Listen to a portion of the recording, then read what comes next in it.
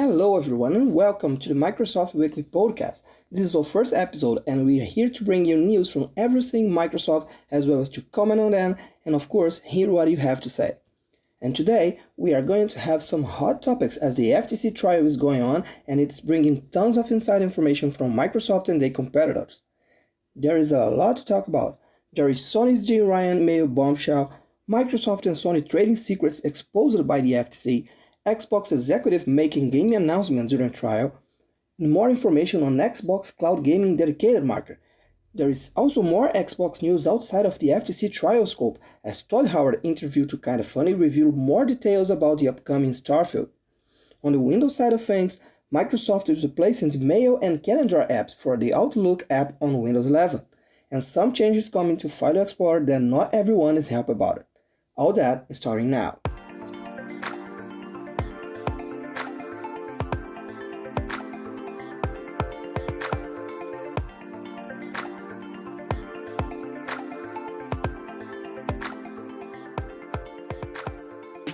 Let's get started with the hottest Microsoft news of the week, and that's the FTC trial about Microsoft Activision deal of $7 billion. There was a bombshell drop during the hearings when Microsoft showed a document with an internal email from PlayStation chief Jim Ryan to Chris Deering, former Sony Computer Entertainment CEO, that basically contradicts Sony's whole case for having the merger blocked. On the email exchange on January 20, 2022, Jim Ryan wrote, and I quote, "It is not an Xbox exclusive play at all. They're thinking bigger than that, and they have the cash to make moves like this. I've spent a fair bit of time with both Phil Spencer and Bob Kotick from Activision Blizzard over the past day. I'm pretty sure we will continue to see Call of Duty on PlayStation for many years to come. We have some good stuff cooking, keep your eyes peeled. I'm not complacent and this hadn't happened, but we'll be okay, we'll be more than okay." The interesting part of this is that on March 2023, more than 1 year after the email, Sony claimed to the CMA they were worried that Microsoft would make Call of Duty exclusive to the Game Pass service, and not only that, but Sony repeatedly claimed to the regulators that they were worried Microsoft would degrade or even remove Call of Duty from PlayStation consoles entirely. Jim Ryan even said that on April 6 that PlayStation would never recover if Microsoft degraded Call of Duty experience on their consoles. Well, I should say that maybe Jim Ryan should have made that comment on April 1st so it would align more with his posture throughout the whole process by bringing lies on top of lies to the regulators to try to block Microsoft's deal. The email also ties with allegations from Activision Lulu Messeray from earlier this year, where Jim Ryan said at closed doors that didn't want a new Call of Duty deal, he just wanted the merger blocked. Looks like the chief of PlayStation will have a tough time in achieving that. In other news, during questioning, FTC let slip some trading secrets from both Microsoft and Sony. The secret in question is the revenue split between Sony and Activision on Call of Duty sales. Usually, it is a 7-30 split, with the publisher taking 7% and Sony 30% on its sale. But for Call of Duty, that split was 80-20, with Activision Blizzard getting a 10% increase cut when compared to other third party. It was also revealed that Activision threatened to not release Call of Duty on Xbox Series X consoles if Microsoft didn't at least match Sony offers, which Xbox did by increasing Activision cut on Call of Duty titles to 80% as well. Now I'm curious to see how that will affect other partners now they know that both companies are willing to make deals like that. Now here for some unexpected news. Microsoft just made a game announcement during the trial. Well, sort of. Indiana Jones has been already announced by Machine Games before, but Microsoft confirmed at the hearing that the title will be exclusive to Xbox on console. It was said Bethesda had an agreement with Disney about multi-platform Indiana Jones title, but that after their acquisition, Microsoft made some arrangements with Disney for the title to become an Xbox exclusive. I personally think that is a great move for Microsoft to get hold of a licensed property like this to match what a competitor is doing with Spider-Man and Wolverine, for example. Hopefully this will set a new mindset on Microsoft regarding exclusivity deals on other companies' IPs.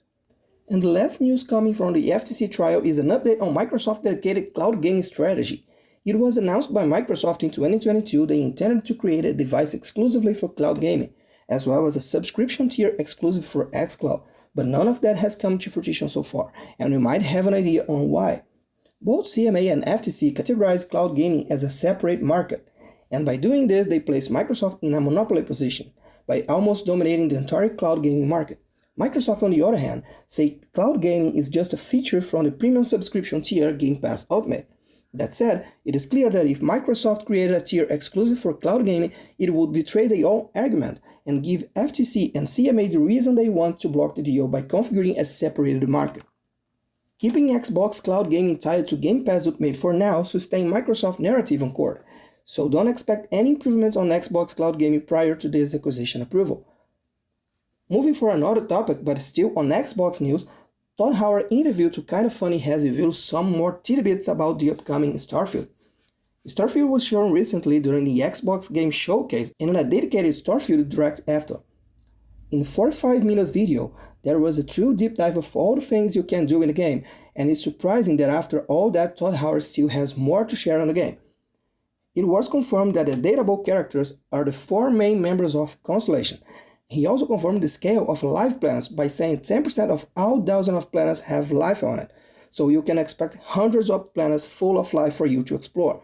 Another thing that was confirmed is the lack of ground vehicles, but Todd said that the boost pack is fast enough to offset that. For PC players, it was also confirmed Starfield will support mods, with Todd Howard saying in his own word that it will be a modder's paradise, and he hinted at the possibility of a paid mods market with content created by players when he mentioned that people would be able to mod for hobby or to make a career from it. Starfield is the most anticipated title from Xbox right now, and it's coming to Xbox Series X and S and PC on September 6th this year. Well, we had a lot of Xbox news today, but who also have some pretty interesting news this week was Windows. And we will start talking about Microsoft replacing the mail and calendar apps for Outlook app in 2024. Microsoft has officially confirmed that by early 2024, people will start seeing Outlook pre-installed on new Windows 11 machines, and by the end of next year, both mail and calendar apps will be removed from Microsoft Store. It is also safe to say that the next iteration of Windows will come with Outlook app as default mail app on the operating system. To me, it's a welcome change and one that makes sense too. I never truly understood why Microsoft made another mail app in the first place when they already have Outlook for that, so it's good news that this will be more integrated. Another thing that is changing is File Explorer. Microsoft have confirmed they will remove some settings from File Explorer that include things like hide protected system files, show drives letter, and the ability to show encrypted and compressed NTFS files in color. Microsoft claims that this decision was made based on telemetry data that showed those options were heavily used, but not everyone agrees with Microsoft on that, with some users taking Reddit to complain about the change. One user said that the legacy options are important for him and questioned Microsoft methods for taking the decision, saying that not everyone is a power user and need that, so telemetry wouldn't give the full picture. Another user supported that by stating this change should never go into production. And I have to agree with those users here. If those options doesn't impact Windows performance at all, I don't see why removing them is so important to Microsoft. Take away customization option from users under no better reason than telemetry from people out of scope doesn't sound like a good idea. On the brighter side though, File Explorer will receive a complete UI overhaul using new design language from Windows 11 called WinUI 3. Microsoft has not committed to a date yet, but has said the update will come soon, so it's fair to expect it's coming in 2023. The screenshots they release look stunning, and it fits way better with Windows 11 general design. You can check out those pictures when the video version airs tomorrow on YouTube. And that's a wrap. These are the news of this week. We had lots of Xbox news, updates on Activision Blizzard acquisition, and Microsoft's Windows update comes soon to Windows 11. I want to thank everyone that listened and say that we have new episodes every Saturday at 10 a.m. Pacific here on Spotify, with video version airing on YouTube on Sunday. Also, if you can, please subscribe to us here on Spotify and on YouTube so you won't miss an episode.